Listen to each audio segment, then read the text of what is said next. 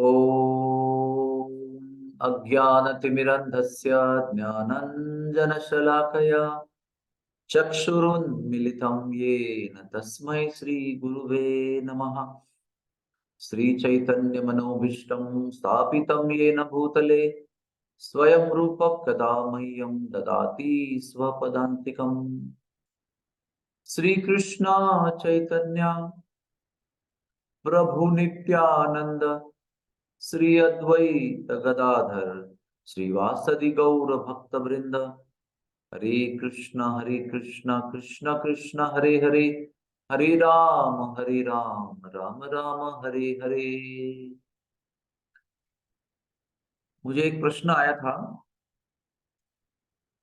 How can we follow path of bhakti in spite of having sufferings in life, and how we may not blame God for all the sufferings। किस प्रकार से दुखों को आते हुए, दुखों को सहते हुए भी हम अपनी भक्ति बनाए रखें और भगवान को उसके लिए ब्लेम न करें।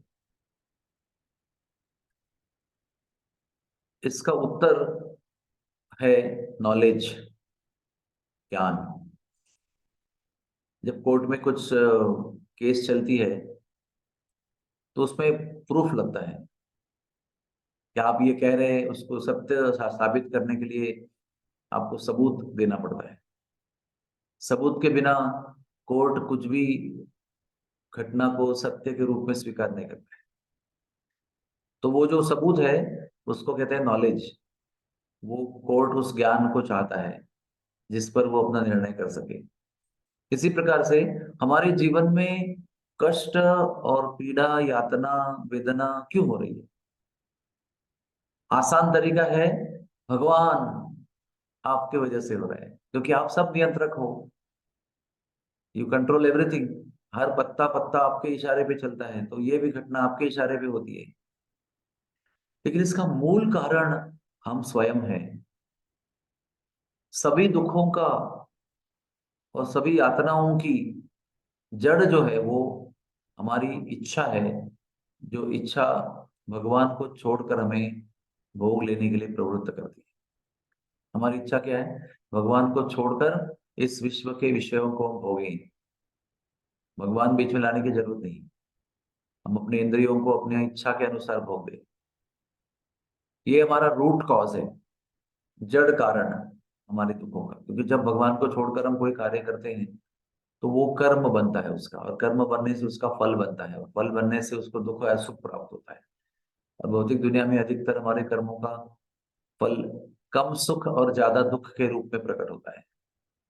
फिर इस दुखों में हम बंद जाते हैं, फंस जाते हैं।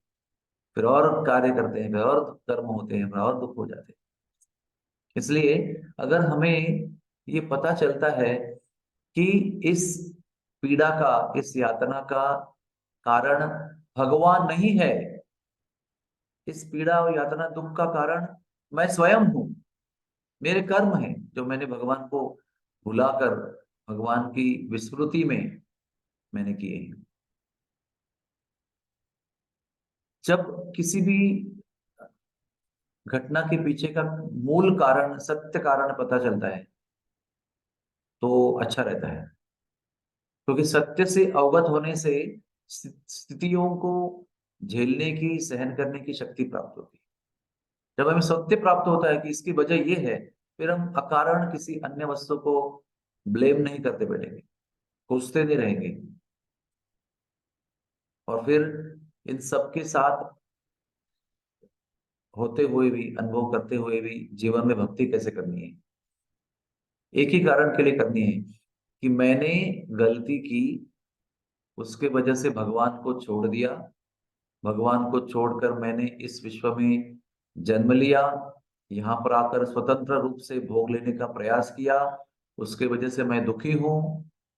तो अभी मुझे दोबारा भगवान को अपनाना है, भगवान के चरणों में मुझे अपने आप को समर्पित करना है और भगवान के लिए ही अभी कार्य करना है।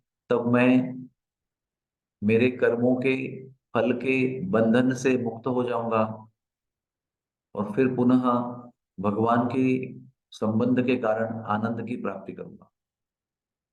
क्या वो ऐसी चीज है जो हमें दुखों के बीच में भी भक्ति बनाए रखने के लिए मदद करती है? वो ये है आनंद की गारंटी।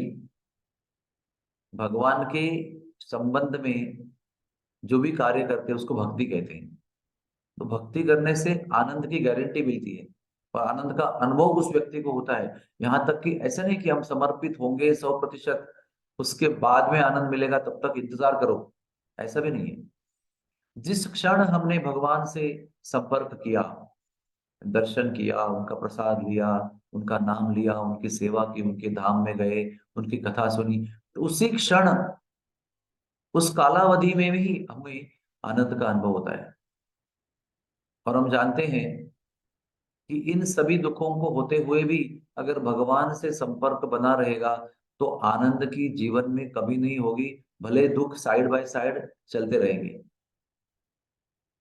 ये भी ज्ञान है, ये भी ज्ञान पता होना चाहिए कि निरंतर अगर आनंद की प्राप्ति होनी है तो निरंतर भगवान के साथ में तीव्र रूप से संबंध रखना बहुत आवश्यक है। और कौन सा ऐसा व्यक्ति है जो दुखों से पीटा गया है और उसको आनंद नहीं चाहिए? नहीं नहीं, मैं दुखों से पीटा जा रहा हूं तो मुझे और दुख चाहिए, इसी में मेरी आनंद है, मुझे और दुख दो भगवान, और दुख दो, ऐसा नहीं होता है ना। आनंदमयो भ्यासात, हमारा स्वभाव सदैव आनंद का, आनंद को अनुभव करने वाला है। ये हमारा स्वभाव है, हम सब स्वयं आनंदमय हैं। इसलिए दुखों से छुटकारा पाना है तो यहाँ वहां का तंत्र मंत्र दवा करके दुख नष्ट नहीं होंगे। दुखों की जड़ भगवान की विस्मृति है, भगवान से टूटा हुआ संबंध है। और आनंद और सुख का रहस्य दोबारा भगवान की स्मृति और भगवान का संबंध है। इसी ज्ञान के बल पर हम दुखों का सामना करते हुए भी हमारे जीवन में भक्ति को बनाए रख सकते हैं। और ये केवल आशा नहीं है, केवल ये क्या कहते हैं ना, पोकड़, यानी एम्प्टी आशा नहीं है ये सत्य है। क्योंकि संपर्क करते ही आनंद की प्राप्ति होती है, तो और अधिक संपर्क करूंगा तो और अधिक आनंद प्राप्त होगा, और फिर दुख एक जगह रह जाएंगे और आनंद ही आनंद रहेगा। ऐसा मत समझना कि जो भक्त बने हुए हैं उनको कोई कष्ट नहीं है, वो कितने आनंद में रहते हैं, कितने खुशी में रहते हैं। नहीं, बैकग्राउंड में सभी भक्तों के जीवन में बहुत बड़ा संघर्ष, कष्ट, पीड़ा, यातना चलती रहती है। हमने भी इसका अनुभव किया है। लेकिन इतना सारा दुखों को सहते हुए भी मनुष्य सुखी कैसे रह सकता है? नकली रूप में नहीं, नाटक के रूप में नहीं, वास्तव में चेहरे में आनंद झलकता है। कैसे हो सकता है ये? जब हम दुखों के सर से उठकर भगवान के सर पर अपने आप को संबंधित कर देते हैं, संपर्क कर देते हैं, तो ये सब हो सकता है। इसलिए आइए किसी भी हमारे पीड़ा यातना के विषय में भगवान को ब्लेम ना करें, और ये जानते हुए कि भगवान से पुनः संबंध प्रस्थापित करने से ही आनंद प्राप्त होगा, अपनी भक्ति को बनाए रखिए। हरे कृष्ण, हरे कृष्ण, कृष्ण कृष्ण हरे हरे, हरे राम, राम राम हरे हरे। का प्रश्न होगा तो आप पूछ सकते हैं। हरे कृष्णा बोल। यस, हरे कृष्णा। हाँ, तो ये मेरा ये प्रश्न है कि हमें भगवान की विस्मृति हो गई है, और हम तो पहले भगवान के साथ ही थे उसके धाम में, और भगवान बोलते कि हम भी उसके जैसे ही सच्चिदानंद ही है स्वरूप, हमारा बीइंग सोल। तो ये अब अगर सच्चिदानंद विग्रह है, रूप है, अंश है, तो हमें भी ये ऐसे विस्मृति, अहंकार, ऐसे बुरे विचार क्यों आए हमारे मन में? ये पहले विचार क्वेश्चन। इसलिए आए कि भगवान सच्चिदानंद होने के साथ साथ अभिज्ञ और स्वराट भी है। स्वराट का अर्थ क्या होता है? पूर्णतः स्वतंत्र हैं, और उनका अंश होने के नाते हम भी कुछ हद तक अणुमात्र स्वतंत्र हैं। और भगवान हमसे प्रेम चाहते हैं, इसलिए वो कभी भी हमारी स्वतंत्रता नहीं छीनते हैं। उन्होंने हमको दे दी, क्योंकि प्रेम जो है ना, स्वतंत्र होने पर ही होता है।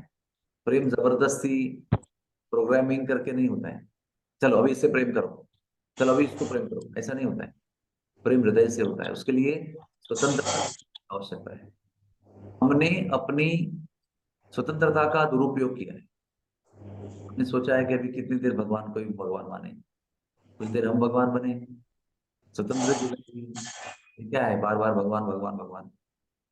जैसे ही हम ये सोचते हैं तो उसी समय भगवान कहते हैं कोई बात नहीं, आपको स्वतंत्रता के आधार पर जो करना है वो आप कर सकते हो, मेरी कोई इसमें इंटरप्शन नहीं है, कोई बाधा नहीं है, आप जा सकते हो। हम जाते हैं और शरीर धारण करते हैं पृथ्वी पर आने के बाद।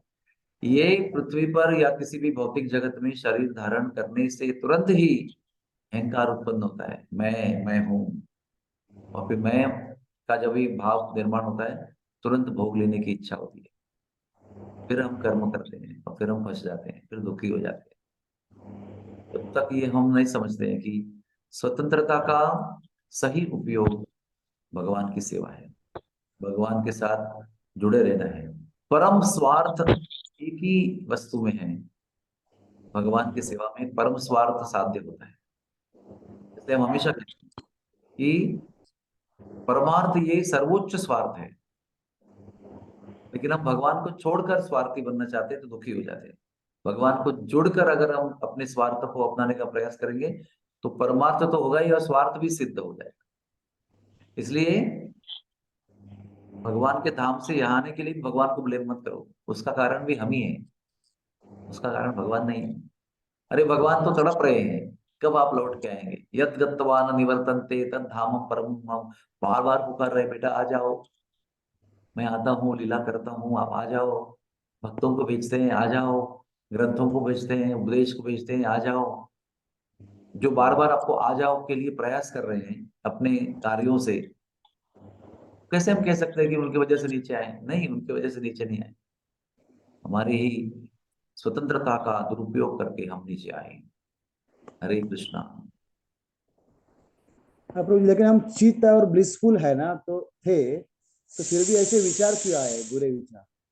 यही तो एक ऐसा एक रहस्य है। आज तक आध्यात्मिक साइंटिस्ट शास्त्रज्ञ जो है ना इसके बारे में ये रिसर्च कर रहे हैं, कैसे हुआ ये। इसका उत्तर किसी को मिला नहीं है ये कैसे हुआ, लेकिन ये तो हुआ तो है ना। अभी आप और हाँ, हम तो भौतिक दुनिया में बैठे हैं ना। इसका मतलब क्या है?